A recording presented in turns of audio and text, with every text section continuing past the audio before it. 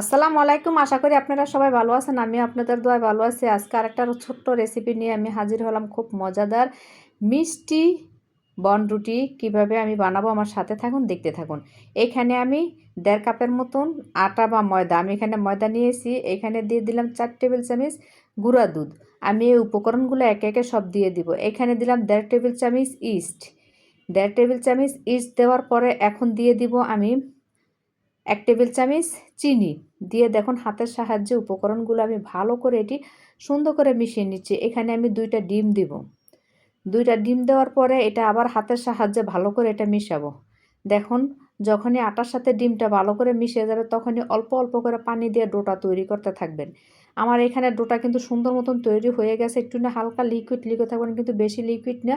এখানে আবার একটু হাতে তেল মাখিয়ে নেবেন। এখানে দেখুন আমি কিভাবে মুথে নিচ্ছি, ঠিক এইভাবে আপনিও ডোটা তৈরি করে নেবেন হাতের সাহায্যে। এখানে অল্প একটু তেল দিয়ে আমি এটা রেস্টের জন্য রেখে দিব 1 ঘন্টার জন্য।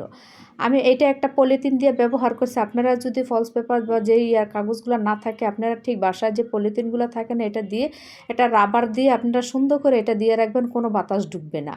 আমি আপনাদেরকে দিয়ে দেখাচ্ছি। দেখুন এই যে এইভাবে দিয়ে এখন রাবার দিয়ে দিলে হবে। এখন আমি যে খামিরটা তৈরি করে নিব, যেটা নিয়ে ভিতরে এটা মিষ্টি একটা খামির তৈরি করে নিব। এটা মিঠাই দিছি, মিঠাই দিয়ে একটু পানি দেওয়ার পরে আমি একটা নারকেল এখানে দিয়েছি কোড়ায়া। দেখুন কোরানো একটা নারকেল দিয়ে এখন সুন্দর মতন আমি খামিরটা তৈরি করে নিব। আমার কিন্তু এটা হয়ে আসছে। দেখুন এখন নামিয়ে নিব। এদিকে আমার 1 ঘন্টা হয়ে গেছে। দেখুন ফুলে উঠেছে। এখন আমি আঙ্গুলের সাহায্যে বাতাসগুলো বের করে দিয়ে এটা সুন্দর মতন আরও 5 মিনিট এই ডোটা আমি ভালো করে মুথে নিব।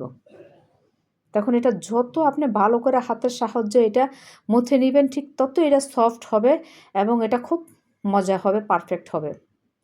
এখন আমি এটা 2টা ভাগ করে নিব। আমি যেই বনরুটিটা বানাবো এটা 2টা ভাগ করে নিব এবং কিভাবে করছি দেখুন হাতের সাহায্যে অর্ধেক কিন্তু এখানে নিয়েছি, বাকি অর্ধেক রেখে দিয়েছি। কোনো এটা বেলুনের সাহায্যে নেবেন না, হাত দিয়ে এটা যথেষ্ট। একটু হাতে হালকা তেল মেখে নেবেন।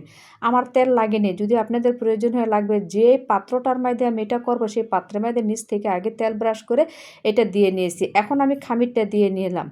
দেখুন এইভাবে যদি নারকেল আর মিঠাই দিয়ে এইভাবে খামির তৈরি করে দিয়ে বনরুটির মাঝখানে দিয়ে যদি এইভাবে করেন, এত মজা হয় কি আর বলবো। একবার হলো আমার এই রেসিপিটা আপনারা ট্রাই করবেন। আমি পুরোটাই খামির দিয়ে দিছি। এখন আরেকটা রুটিও হাতের সাহায্যে এইভাবে করে এটার উপরে আমি দিয়ে দিলাম। দিয়ে চতুর্দিক দিয়ে হাতের সাহায্যে আপনি আবারও এটা ভালো করে চেপে চেপে এটা পুরোটাই আপনি এটা বন্ধ করে দিবেন। কোথাও যাতে কোনো দিক দিয়ে একটু না কোনো ছিদ্রি না থাকে। আমার এটা পুরাটা হয়ে গেছে। একটা আমি কুসুম নিয়েছি, ডিমের ওই কুসুমটা দিয়ে দিচ্ছি। এটা হলুদ কুসুমের অংশটা দিয়ে এখন সাদা তিল দিয়ে দিচ্ছি, এটা সৌন্দর্যের জন্য। চাইলে দিতে পারেন, না চাইলে এটা অপশনাল। এখন আমি একটা প্যান আগে থেকে বসায় রেখেছি।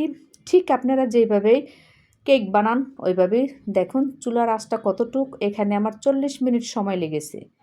40 মিনিটে কত সুন্দর ফুলে কি একটা বড় একটা বনরুটি তৈরি হয়ে গেল। এই সুইট বনরুটিটা খেতে যে এত মজা হয়েছে, দেখুন 2 সাইডে কত সুন্দর হয়েছে, আপনাদেরকে দেখালাম। এখন কেটে দেখাবো, আপনারা দেখলে তো অবাক হয়ে যাবেন। দেখুন কত সুন্দর দেখা যাচ্ছে, ওয়াও কি সুন্দর খেতে, যে কত মজা হয়েছে। আর রুটিটা ভিতর দিয়ে এত সফট নরম হয়েছে, আপনাদেরকে দেখালাম। আমি কেটে দেখাচ্ছি। আমার শেয়ার কমেন্ট ফলো দিবেন। সবাই ভালো থাকবেন। আসসালামু আলাইকুম।